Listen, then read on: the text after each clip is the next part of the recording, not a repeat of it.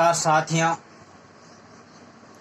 मयूर education YouTube channel में आपका स्वागत है। आज हम पढ़ेंगे त्रिकोणमिति के अंतर्गत विशेष मानों का त्रिकोणमिति में मान।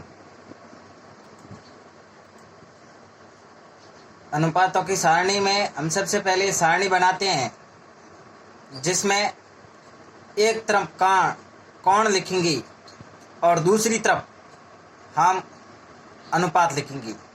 तो सबसे पहले हम sine theta, cos theta, tan theta, cot theta, sec theta और कोसेक थीटा।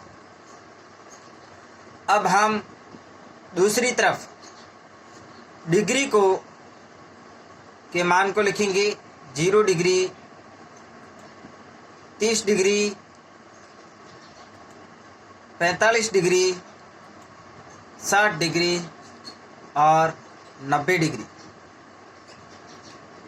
अब हम इन मानों को रेडियन में लिखेंगे।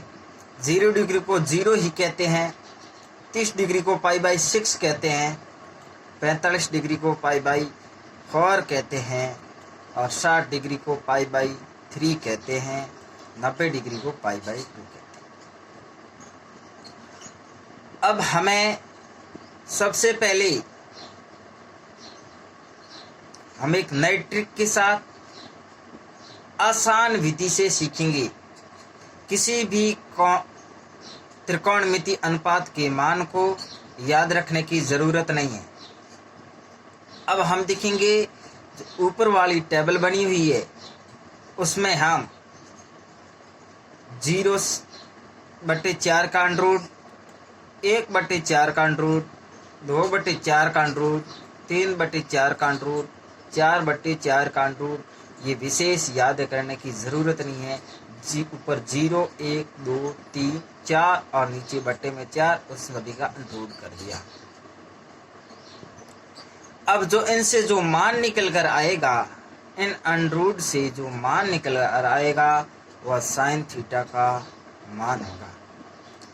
अब हम साइन 0 का मान निकालने जाएं तो 0/4, 0/4 यानी 0 का अंडर रूट 0 होता है, तो साइन 0 का मान 0।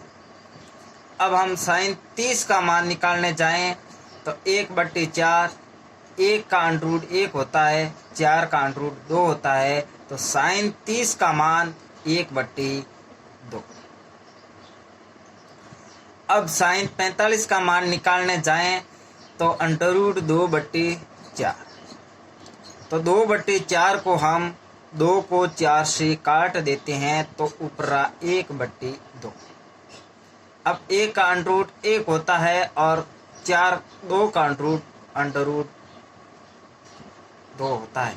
2 का मान नहीं होता, पॉइंट हमें निकालना नहीं है, तो 1/2। अब हमें साइन 60 का मान निकालना है, तो अंडर रूट 3/4, 3 का अंडर रूट 3 होता है और 4 का 2 यानी रूट 3/2 और 4/4 यानी 4 से 4 कट गया एक बार और 1 का अंडर रूट 1 ही होता है। इस प्रकार ऊपर वाली सारणी से हमारे साइन थीटा का मान निकल गया। अब हम कॉस थीटा का मान निकालेंगे। कॉस थीटा का मान साइन के मान के उल्टा चलता है, व्युत्क्रम नहीं, उल्टा चलता है। उल्टा का मतलब जो साइन 90 का मान होगा वह कॉस 0 का मान होगा, यानी जो साइन 90 का मान 1 है तो कॉस 0 का मान भी 1 होगा। फिर साइन 60 का मान है वो साइन 30 का मान होगा, और जो साइन 45 का मान है वही कॉस 45 का मान होगा, और साइन 30 का मान कॉस 30 का मान होगा, कॉस 60 का मान होगा। और साइन 0 का मान है वह cos 90 का मान होगा। इस प्रकार हमारे दो मान निकल गई। अब हम तीसरा मान निकालने जाएंगे tan थीटा का। तो tan बराबर साइन बट्टे कॉस होता है। tan बराबर साइन बट्टे कॉस होता है, ये ध्यान रखना, लिख के नहीं रहा साइन बट्टे कॉस। यानी tan का मान निकालने के लिए साइन के मान में कॉस के मान का भाग दे दिया जाए तो tan का मान आ जाएगा। यानी tan 0 का मान निकालना जाए तो 0 बट्टे e यानी 0। और tan 30 का मान निकालना चाहे तो साइन 30 के मान में cos 30 का भाग दे दे। 1/2 भाग √3/2।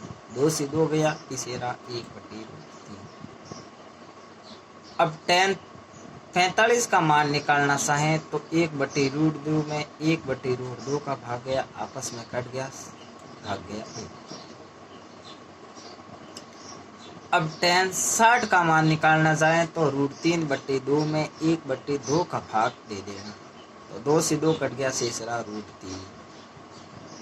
और tan 90 का मान 1 में 0 का भाग देना। 1 में 0 का भाग जाता नहीं है, इसलिए अपरिभाषित या अनंत मान आ गया। इस प्रकार हमारी ये tan का मान आ गया। अब हम cot का मान निकालने जाएंगे। cot का मान tan के मान का विपरीत चलता है। यानी जिस तरह sin cos का चल रहा था उसी तरह tan cot का चलेगा। यानी tan 90 का मान है वो cot 0 को मान होगा। तो यहाँ cot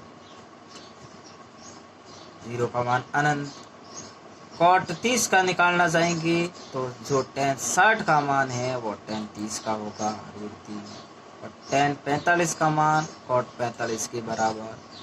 और cot 60 का निकालने जाएंगे तो वो tan 60 के बराबर हो जाएगा 1/√3। और जो cot 90 का मान है वो tan 0 के बराबर अर्थात 0। अब हमें यहाँ तक तो वह विपरीत आ गया। अब sec किससे निकालें? sec हम पढ़ेंगे cos का विपरीत होता है।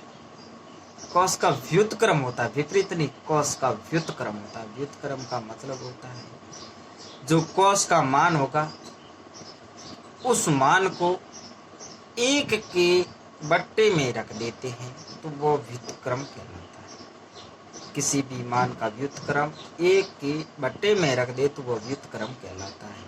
यानी sec का ज्ञात करने के लिए cos के मान को 1 के बट्टे में रख दें। तो sec 0 का मान 1 के बट्टे में 1 रखा तो आएगा 1। फिर sec 30 का मान ज्ञात करेंगे तो 1 के बट्टे में √3/2 रख देंगे तो 2 ऊपर चला जाएगा, √3 नीचे आ जाएगा, 2/√3। अर्थात ये भी कह सकते हैं इनके क्रम को परिवर्तित कर दें और 1/√2 का हो जाएगा √2 और √3/2 का हो जाएगा 2/√3। 1/2 का हो जाएगा 2 और 0 1 की बट्टे में 0 लिखे तो अभी पढ़ा था अनंत होता है। अब हम cosec का 2 तरीकों से निकाल सकते हैं। साइन का व्युत्क्रम होता है या sec के विपरीत में चलता है। sec के विपरीत में कैसे?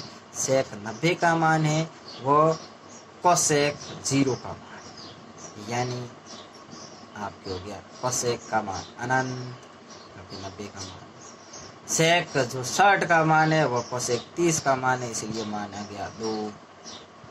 अब जो sec 45 का है वही cosec 45 का मान है तो √2। अब जो cosec 60 का मान है वो sec 60 के बराबर होगा 2/√3।